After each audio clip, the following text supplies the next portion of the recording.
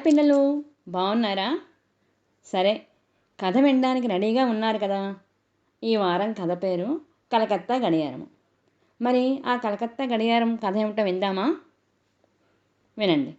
అనకాపల్లిలో మూర్తిగారింట్లో గోడకు ఒక గడియారం ఉండేది. అది మూర్తిగారి తాతగారు కలకత్తాలో ఆ రోజుల్లో అప్పుడు 5 రూపాయలకు కొన్నారట. 100 ఏళ్లకు పైన అయినా బాగా పనిచేస్తోందని మూర్తిగారు గొప్పగా ఇంటికి వచ్చిన వాళ్ళందరికీ చెప్పుకునేవారు. వారానికి ఒకసారి ఆగిపోయినప్పుడల్లా దానికి కీ ఇవ్వాల్సి వచ్చేది.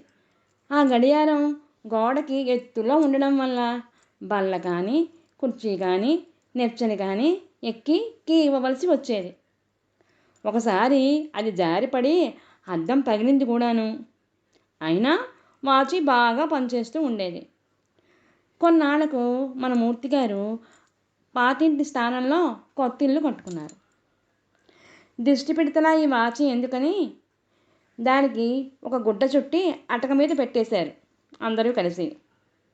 ఇంకా ఇంట్లో సామాన్లు బాగా పెరిగిపోయాయని అవసరం లేనివి తగ్గించాలని కొన్ని అక్కర్లేనివి ఇత్తడివి రాగివి అన్నీ కూడా అమ్మేశారు.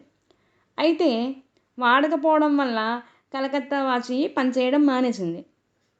మూర్తిగారికి చెప్తే ఒప్పుకోరని ఆయన చూడకుండా ఆ వాచిని మున్సిపల్ ట్రాక్టర్లో పడేసింది మూర్తిగారి అమ్మాయి అయిన రాణి. కొన్నాళ్ళు అయ్యాక జిల్లా పత్రికలో ఒక ప్రకటన పడిందండి. అదేంటంటే, అందులో మీ వద్ద పాత కలకత్తా గడియారాలు ఉంటే ఒక్కొక్కటి 5,000 రూపాయలకు కొనుగోలు చేస్తాం అని ప్రకటించారు. వచ్చే ఆదివారం 10 గంటలకి అనకాపల్లిలో వెంకటరమణ వాచీల దుకాణం దగ్గరికి తీసుకొచ్చి ఇమ్మని ఉంది. ఆ ప్రకటన చూసిన మూర్తిగారి ఇంటికి వచ్చి తన భార్య అయిన లక్ష్మిని గడియారం గురించి అడిగారు. నీళ్లు నములుతూ లక్ష్మీ రాణిలు జరిగిన విషయం చెప్పారు. అప్పుడు మూర్తిగారు, అది అటక మీద ఉంటే మీ సొమ్ము ఏం పోయింది? అది మిమ్మల్ని నీళ్ళు అడిగిందా పాలు అడిగిందా? ఇప్పుడు చూసారా తెల్లమహాలు వేసుకుని ఉన్నారు అని బాధగా అన్నారు మూర్తిగారు.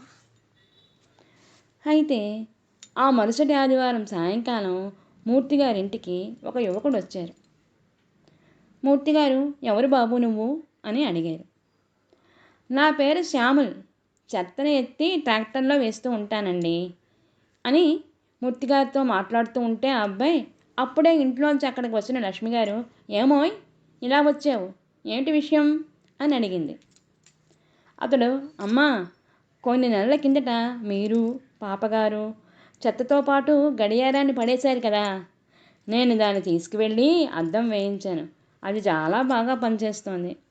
అయితే పేపర్లో ప్రకటన చూసి అది ఆ షాప్ వారికి ఇస్తే వారు నాకు 5,000 రూపాయలు ఇచ్చారండి. కానీ న్యాయంగా ఇది మీకు రావాలి, సగం మీరు తీసుకోండి అని డబ్బు ఇవ్వబోయాడు. అందుకు మూర్తిగారు, చూడు బాబు, అది మేము ఎప్పుడో వదిలేసుకున్నాము. మా వాళ్ళు చెత్తతో కలిపి పారేశారు. ఇందులో న్యాయం అన్యాయం ఏముంటాయి? ఆ సొమ్మంతా నీదే.